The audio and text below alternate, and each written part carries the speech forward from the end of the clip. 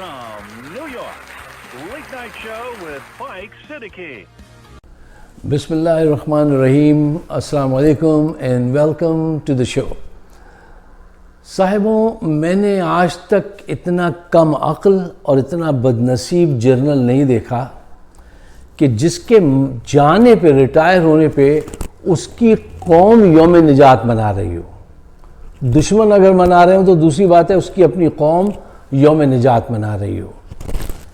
Retirement के वक्त जो लोग रिटायर हो रहे होते हैं उनको देख के उनकी बॉडी लैंग्वेज अफसोस होता है मुझे तो, कि भाई इनका एक पीरियड था, एक वक्त था।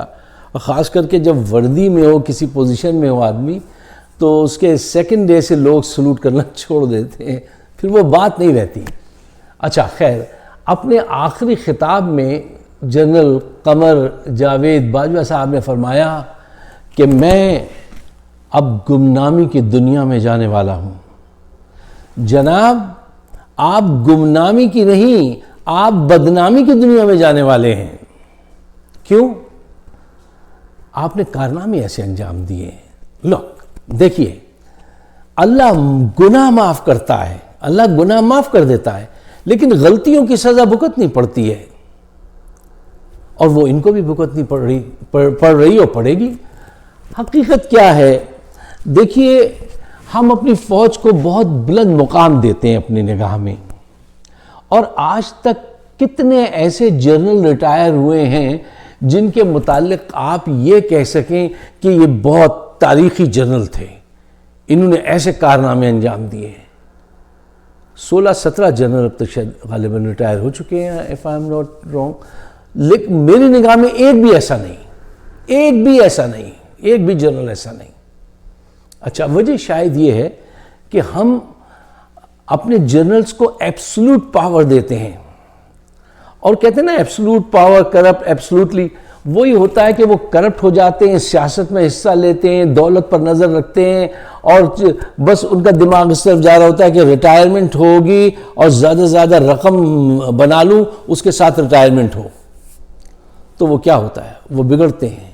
फिर उसके बाद अगर वो ये सोचें कि तारीख़ में उनको क्या मुकाम मिलेगा, तो साहिब तारीख़ में मुकाम इस बुनियाद पर नहीं मिलता है कि आपके आने पे लोगों ने कितनी तालियां बजाईं, कितने नारे आपके हक़ में लगाए।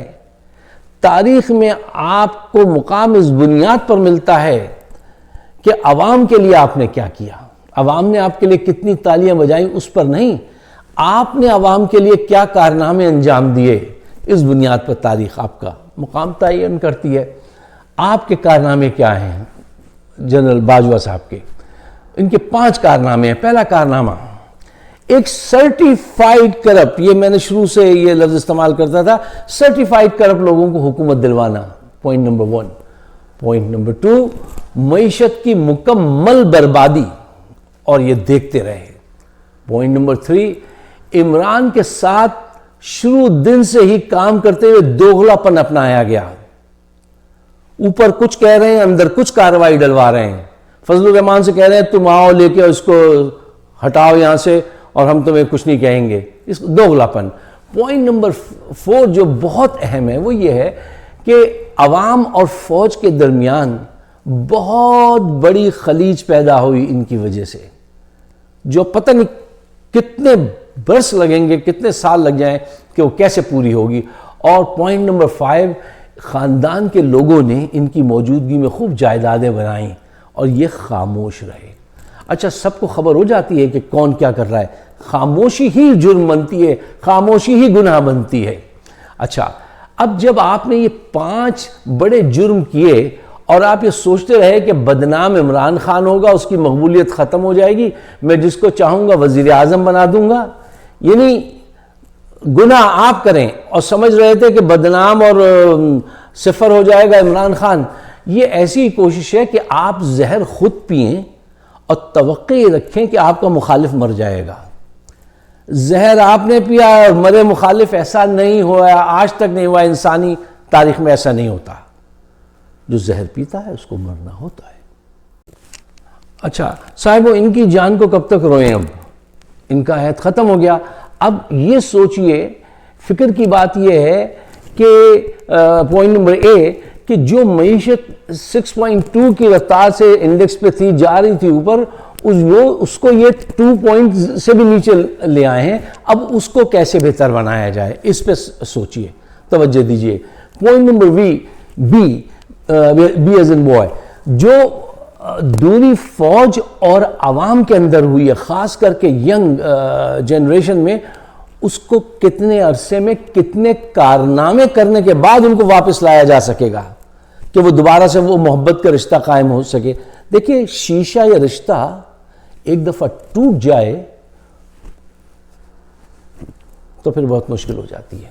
اچھا، پوائنٹ نمبر سی، موجودہ چیف جو آئے ہیں عاصم منیر، اتنے بڑے مسائل یہ چھوڑ کر جا رہے ہیں، وہ ان کو کیسے نپٹیں گے. اور پوائنٹ نمبر ڈی، دیکھیے فوج کے اندر بھی ایک رنگ بن چکا ہے، ذہنی طور سے کرپٹ لوگوں کا ایک پورا ایک سرکل ہے کہ کس کو کیا پاس آن کرتا ہے، وہ اس کو پاس آن کرتا ہے. یہ اور زیادہ بڑا نہ ہو جائے، اور اس کو ختم کرنا بہت بڑا چیلنج ہوگا عاصم منیر کے لیے.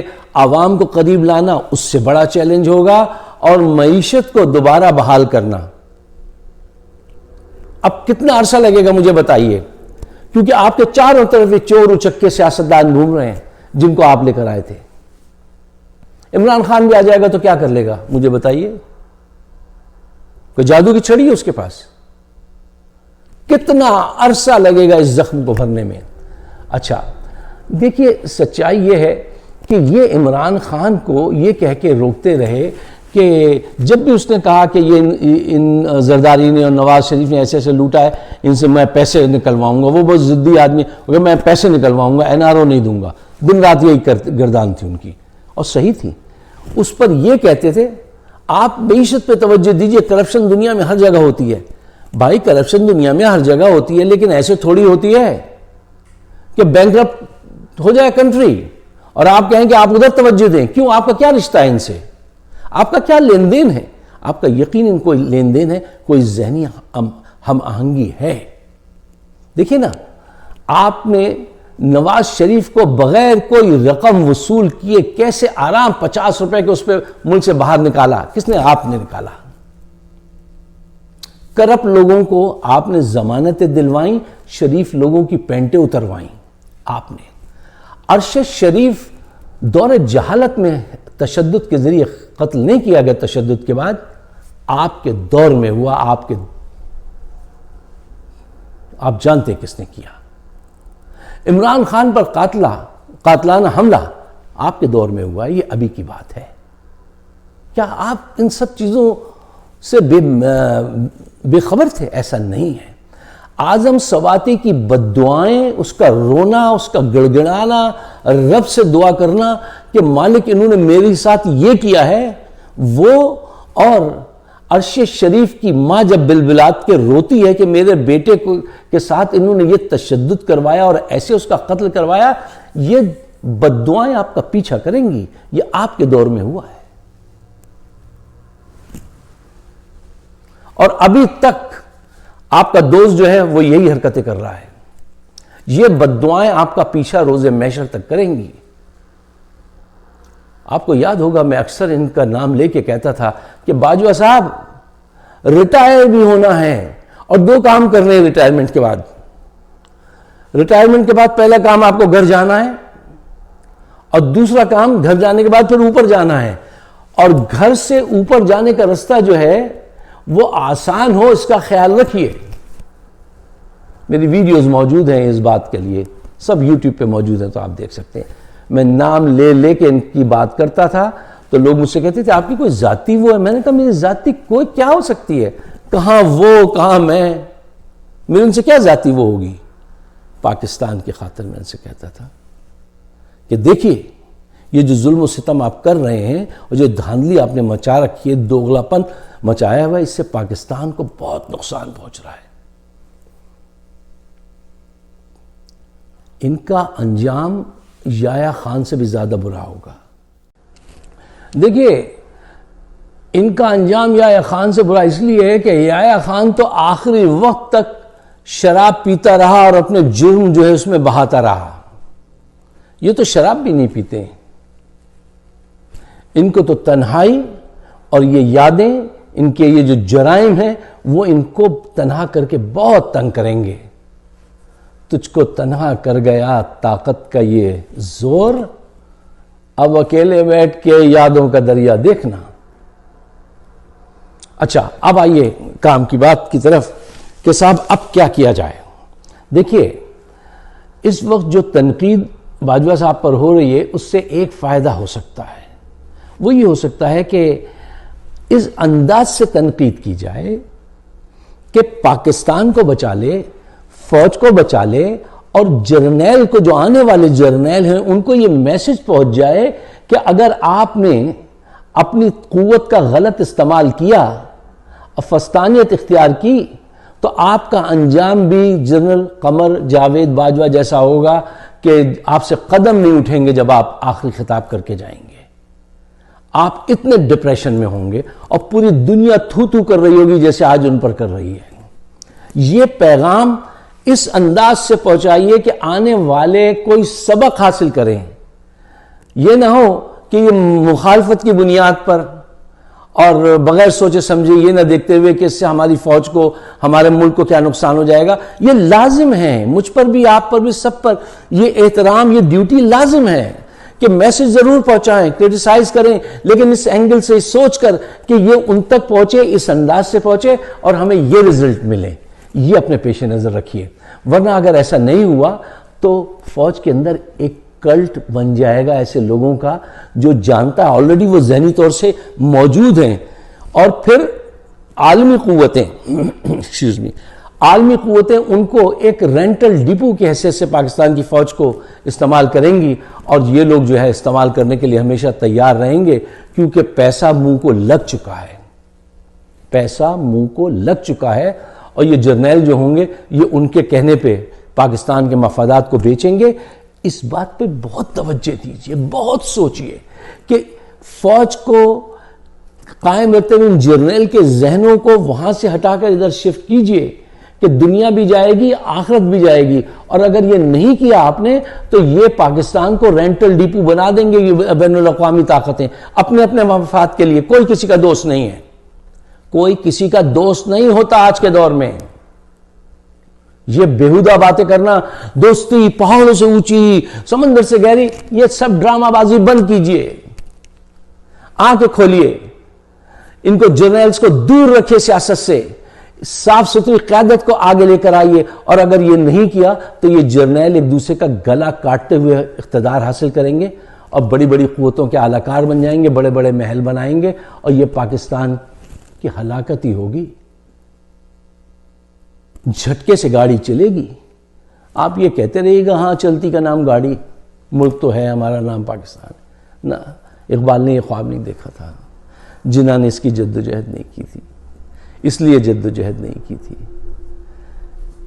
انصاف یہ ہے، باجوہ کو اور نواز شریف کو سچا انصاف مہیا کر دیجئے۔